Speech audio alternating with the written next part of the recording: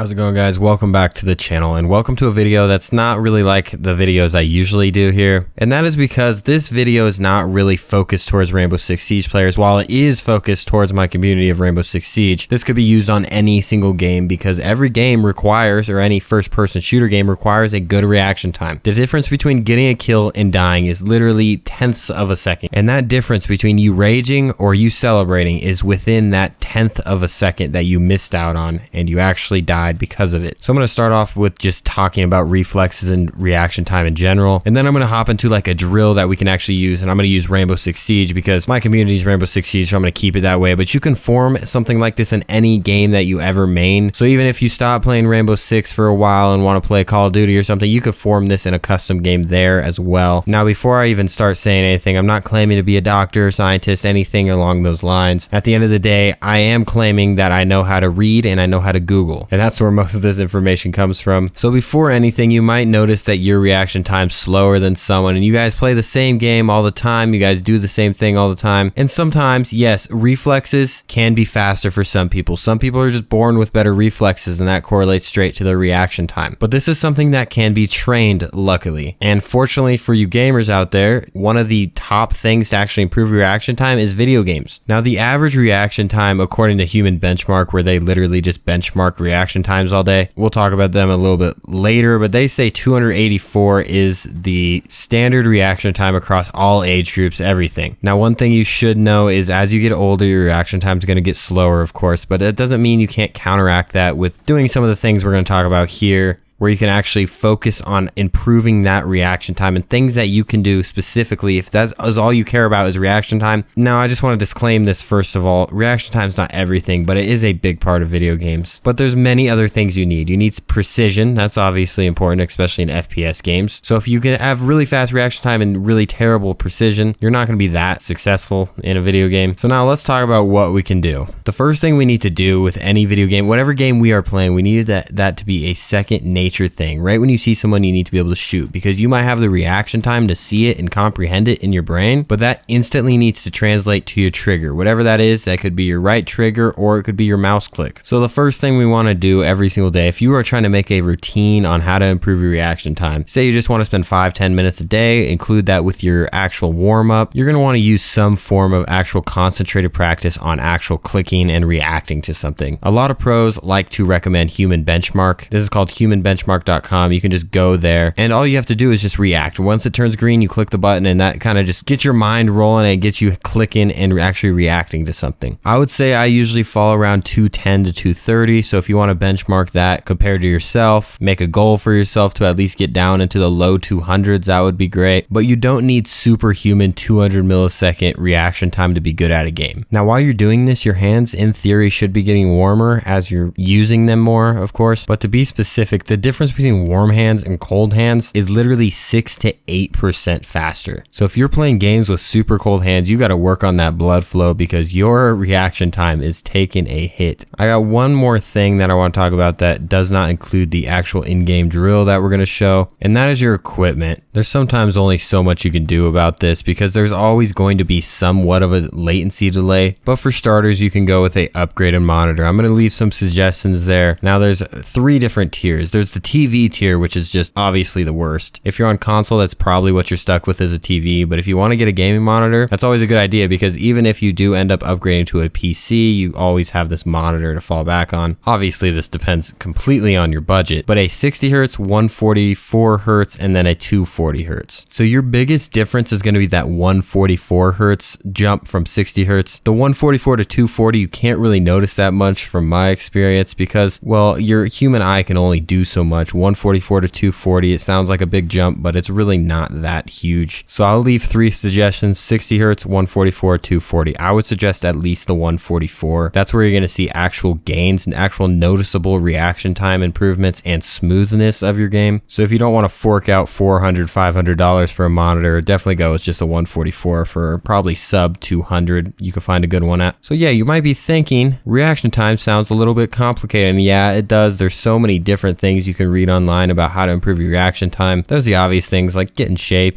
good shape, eating healthy, drinking enough water, and sleeping. That's always a good thing. So we know basically everything that we need to know about reaction time now. So let's hop into a game drill. You could do this for any game you play, but for Siege is what we're going to be doing now. Honestly, if you play like Call of Duty and that's your game, just play Call of Duty. Play like Shipyard or something. That naturally is just going to improve your reaction time. But on a game like Siege, right, we are sitting and we are holding angles for minutes on end. It's like CSGO. It's like Valorant. These games, you just hold angles. So you kind of actually have to individually train this reaction time, train your reflexes to react upon seeing something move, of course. So to set this up, you want to go into your matchmaking settings and you want to turn every single map off except house. I like house. It doesn't really matter, but I like a small map. So the smallest map I like is house, and then I want to turn on disarm bomb and turn off everything else. So we just want disarm bomb on house. So you're going to want to go to a training grounds. Obviously, that's what we just set up, and you want to just start that bad boy up. Now, if you don't do anything different, it's just a training grounds and it's not going to help you improve anything more than you already are improving. However, I'm going to show you my way, at least whenever I am trying to work on reaction time, and that's picking a 3-speed operator with a angled grip. That's my criteria. So I like to go with IQ and use the G8 because it has a huge mag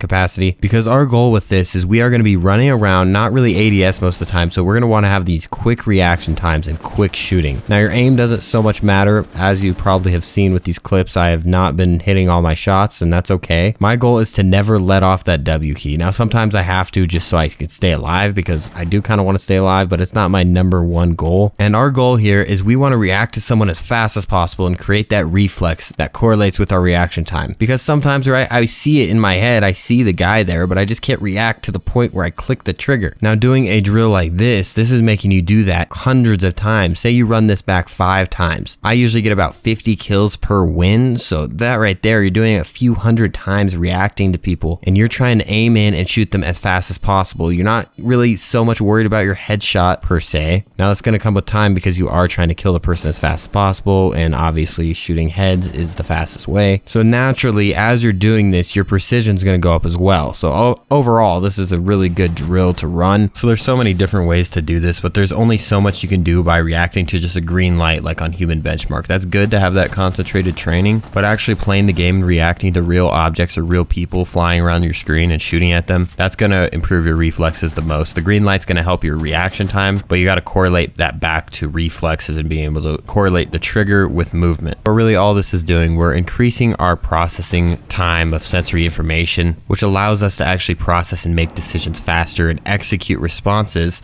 such as clicking a trigger in a result to something we see. So in this case, we see a person on the screen, we hit the trigger. That is the biggest deal here. You don't need the quickest reaction time ever, but you do want it to be, in my opinion, I think 250 and below is something decent. So last words, I want you guys to all go on Human Benchmark and actually try that out. Tell me what your score is in the comments. I want to see what everyone's just general score is. I don't know if mine's fast or slow. I know 284 is median or average, but obviously that number includes people that are old or just don't play games. So that's going to do it. I'll see you guys in the next one. Peace out.